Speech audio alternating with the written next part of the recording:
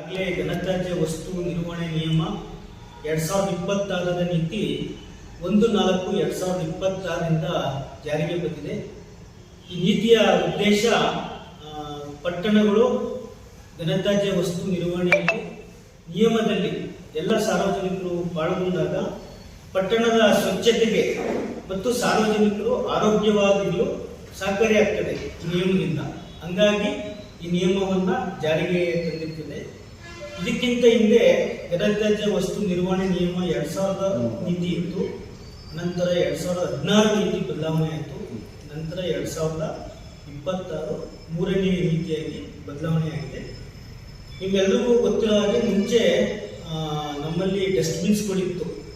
ಯಾವುದೇ ರೀತಿ ಮನೆ ಹತ್ರ ಬಂದು ಕಸದ ಗಾಡಿ ಬಂದು ತಗೊಂಡು ಮೂಲದಲ್ಲೇ ಕಸನ ತಗೊಳ್ಳುವಂಥ ಪರಿಸ್ಥಿತಿ ಇರಲಿಲ್ಲ.